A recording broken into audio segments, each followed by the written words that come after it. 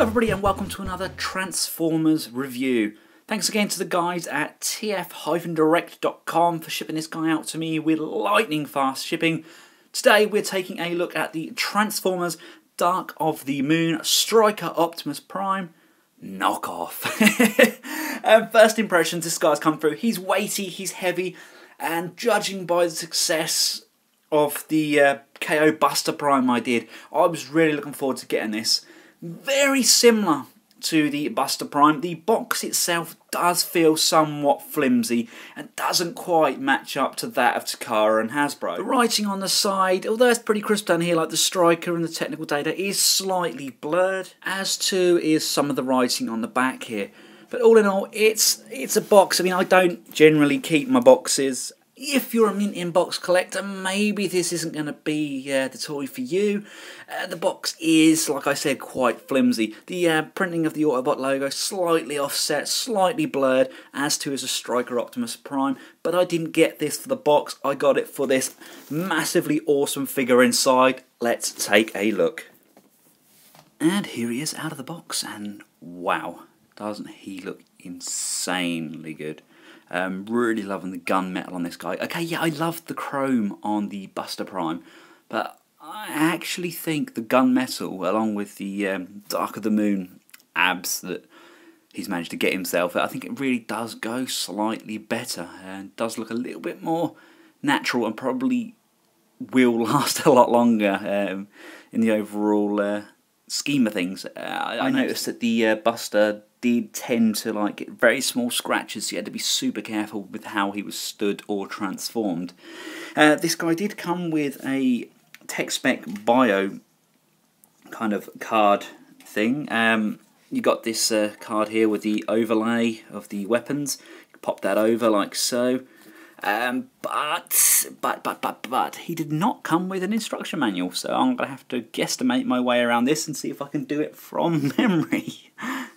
Taking a look around prior, I mean, I have always had a soft spot for this mould.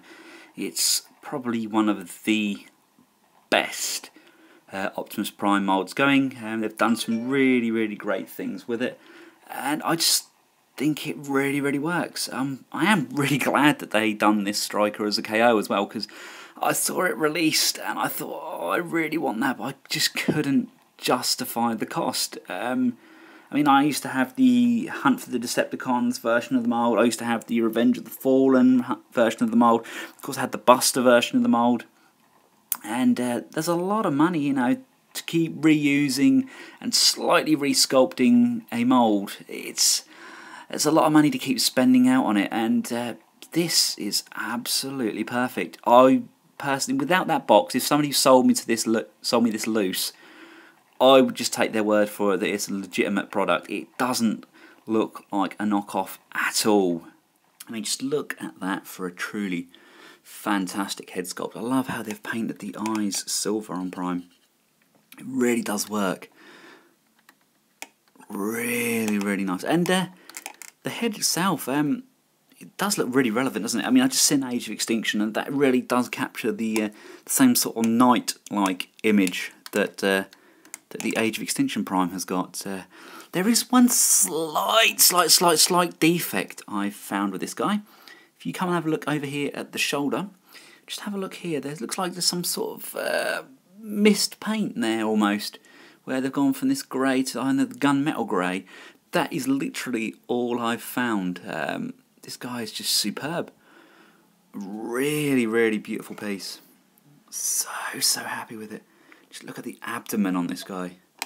I never had the Dark of the Moon version with the abs there, and really does work. I like how they've put the extra mech tech ports and this kind of extra armour area in here to make up for the fact that they've removed the knives or the hooks. I think that's a really nice little touch. I know obviously it was available on the original, but I never had the original of this. This is actually the first time I've had the chance to get this Striker mould in my hands, and I am really impressed. Prime being Prime wouldn't be Prime without a Prime shield. He's got this massive great shield that comes with him, very Cybertronian in look. I mean, obviously we all know this is going to form part of the vehicle in the assault mode, but it really does work as a shield. You know, it's kind of like, oh, it's my big battle armor shield. Yes, I can have it in my vehicle mode as like a snowplow, but I can have it as a really awesome Cybertronian Knight's shield. It would have been better to actually have him with a sword, I think, to go with the shield. But instead he comes with this kind of mech tech weapon where you push back on the handle. I'm going to take it out of his hand because it's a lot easier. You push back on the handle and it flips this section forward, and yeah, that is pretty much how the mech tech works. That's kind of a crossbow, but you can pull them apart, and you've got this, again, back, flips this whole section forward, and then you can just lock it into place. I've never been a real big fan of the mech tech stuff. I would have preferred to actually have this kind of sculpted as one solid piece, I think, but that's me. I know there's a lot of mech tech fans out there that love their mech tech, and hey, yeah, you get a mech tech gun with it. Woohoo!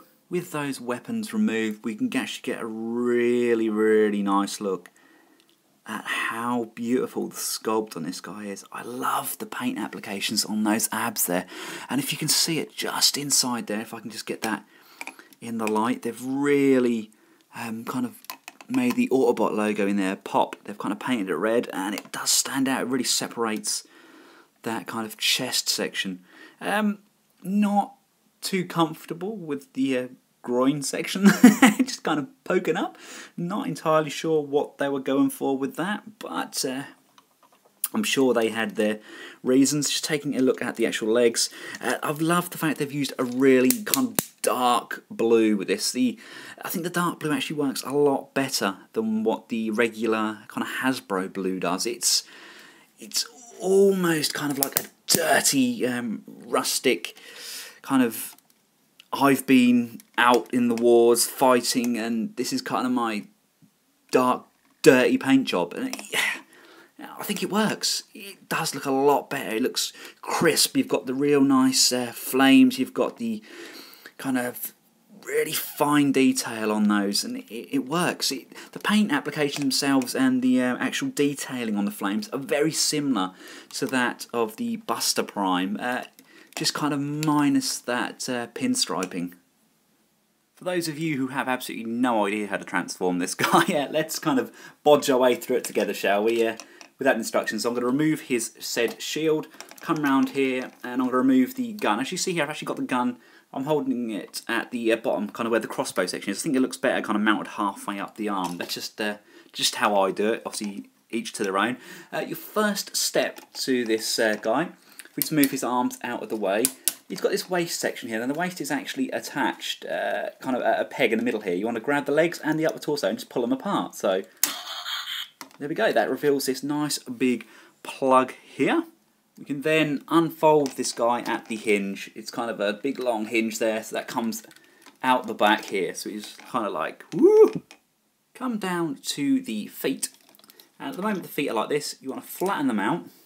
And there's this long kind of section here. The bottom does pull away, so you want to pull this bottom section away, and that flips up like so. With the toe sections exposed, you can flip the front grille section up like so. And these two sections here, the dark grey, they fold in and in like so, kind of closing all that section off. So we do that with both sides.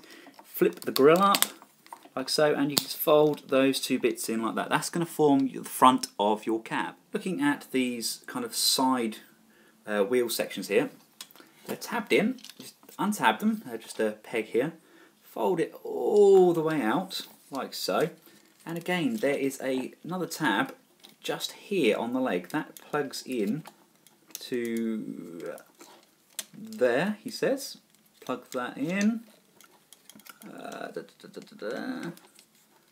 It's quite a tight fit. There we go, that's in. And again, there's a tab just on the kind of toe area, and that plugs in to the back of the wheel like so. There we go. Coming round to the back of Prime, got these wheel arch sections. You want to fully extend those and just kind of nub that over and into place, and then rotate it around. Do the same for this side. fully extend, push that all the way forward, nub it over and rotate it round like so. Coming round to the top of Prime, I'm going to pop the shoulder section off, which is just pegged in with this single peg here, and there's a small retaining clip like on this side here. It's kind of slotted in just under here. You want to slide it up, and there's a small nubbin in there which allows you just to kind of pull it out and to one side. Out you come. And of course, once you've pulled that out, Prime has something to tell you. Indeed we must. That's the Hunt for the Decepticons voice chip, isn't it? Was that in the original Striker? I think it was. Obviously the Buster Prime had the Revenge of the Fallen sound chip in it, so... We can now just move the head forward, pull the shoulder sections forward, and there's this small section at the bottom of the door. Just fold that out, and you can just fold these down and get them out of the way for now. Again, like I've done with this one, fold the door section out, and it just comes down over the front. Now we can now untab the shoulders there. Now this was a big problem with the KO Buster Prime. It was a very, very tight shoulder. With this one, not so much. They pop out nicely, and this one then just pops down. It all kind of works really, really good. Let's do the same on this side. So pop this shoulder out like so, and down like so. Yup, they work absolutely perfect. Taking a look at the back of Prime, this whole section here is on a hinge. Kind of hinge to the top here, so slide that section forward. You can see this is going to form the base of the trailer cab, and then with the legs pulled forward, you can see that they're going to slot in there and form the wheels. This is where it gets a bit messy. Come round to the arms, fold them down. Yes, I should have took the batteries out, shouldn't I? You need to fold the arms down so they're like that position there. Then come round to this section here. Rotate this round, rotate this round, rotate this round. This tanker section needs to flip round, so it's kind of at the front here. Now, the armour, if you wiggle it, it slides forwards. And then push that down, and then the gap is filled by this tanker blue section like so. The arms are then going to be folded down forwards, and they are going to form the front of the cab. Nice new little added feature, because we lost the use of the guns and swords. You've got a peg in between the two wrists here, and a peg just between the elbows, just around this side. So you can see when everything's lined up just by pegging it all in together. We can tuck Prime's head in, and we can start placing the cab sections over the top. Now it's just a matter of plugging everything in together. It's all plugged in along the bottom here. Everything slides in. These sections here have slid quite in nicely. This top section, all I've done is I've folded it forward and folded these out. You then fold them round and then push it down, so it then forms a section for the side of the cab. And just open up this section. There's a peg here, and that's going to go on this peg here. It's going to locate on there as it folds down. And that will just secure on there nicely. You then come round to this section here, and there's a small peg on here that then pegs into the side of this cab here. It says trying to do it on camera. This just pegs in just on the side here, and you can just straighten up the smokestacks and just make sure everything's pushed in together. Angry Prime. Happy Prime, Angry Prime. That's all together. There we go.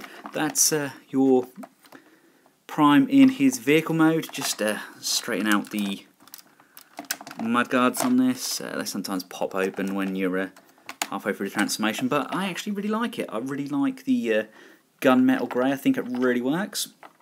There we have him in his vehicle mode. Now I really like that. He looks really good. He holds together really, really well. I did have the trouble with the pin on that arm, which was just rectified by applying pressure with a soldering iron just to push the pin through correctly. But all in all, it's a fantastic piece. Really, really nice. Like I said, the gunmetal works really well. I'm not going to get the smears that I got with the chrome. Yeah, I really, really, really like it.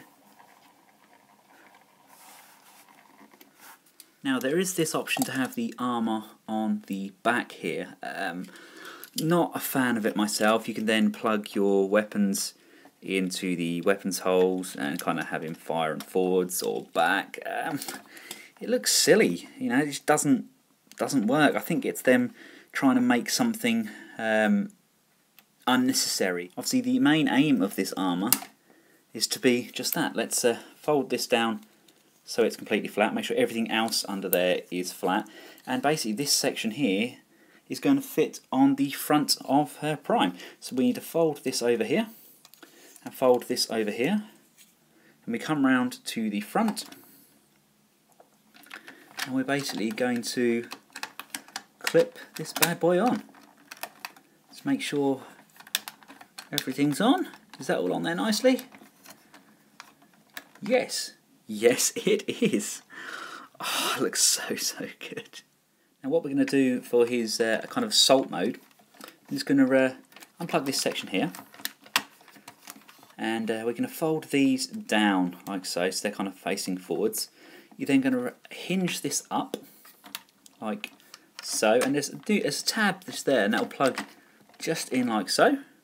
You then rotate this round and plug that into the top, leaving us with these, and then we can just then get our weapons. Let's pull the crossbow all the way out. Oh, give it a little hand and lock that one into place.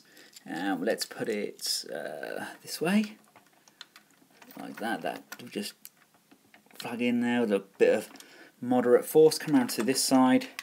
Okay, let's do the same with this gun. Let's fully extend the MechTech. The MechTech on these are a little stiff. I always find it a lot easier just to kind of lift that lid up first to get it past the initial lip. There we go. And again, just pop that in like so. And there we have it. That's better, isn't it? Just clips on there absolutely perfectly and looks absolutely incredible. I'm really happy with that. You know, that is battle mode Optimus Prime. You wouldn't mess with him, would you? That is a huge kind of vehicle battle truck thing with a gun battle combine mega strike. It looks good. It looks really good. Love how the colours on the shield match that of the wheel arches, and it kind of just blends that orange paint job across, and it looks really good. Great use of the MechTech weapons. Like I say, I'm not a fan of MechTech weapons, but they look really good in this mode. Let's put his of course, if you are a fan of the MechTech weapons, you do have more ports here. You have some on top, you have some on the top here, you have some at the back, and you could really armour this guy up. What I'd like to get the Fans Want It 4 set, and see if I can kind of mount all that on the back of here as well. That'd be really good. Just kind of really annihilate the Prime mold with as much armour as possible. All in all though, extremely happy with it. Yes, it did have the fault of the slider on the arm section, and I did have problems with these MechTech weapons. They don't really want to hold in place, but I don't think that's the knockoff's fault as such. I just think that's MechTech. It never really worked for me, never really got it, never really understood it. I would have preferred a kind of solid lump of a weapon, but I know these are aimed at kids, and kids love kind of mechanisms and kind of little gadgets, so yeah, I can see why they did it, but yeah, as a preference I would have liked a solid weapon. So all in all, a must for the Prime collectors, a bargain of a price compared to what these go for on eBay as the original. And if you have the Buster Prime, is this worth getting? Yes, in my opinion, yes it is. It's completely different to the Buster Prime in looks, with the kind of Dark of the Moon abs and the gunmetal grey. I think you've got enough of a difference to warrant having these two. If you've got maybe the Hunt for the Decepticon ones, possibly, I don't know. I mean, the paint job on this is really nice, and you've got this kind of big chunky armour on it. I think for the price, I mean, you're not even going to get an add-on kit for the same sort of price as what you pay for this, so I would go out and personally buy it, like I did. Thanks for watching, guys. From myself and the KO Dark of the Moon Striker Optimus Prime, thanks for watching. Goodbye.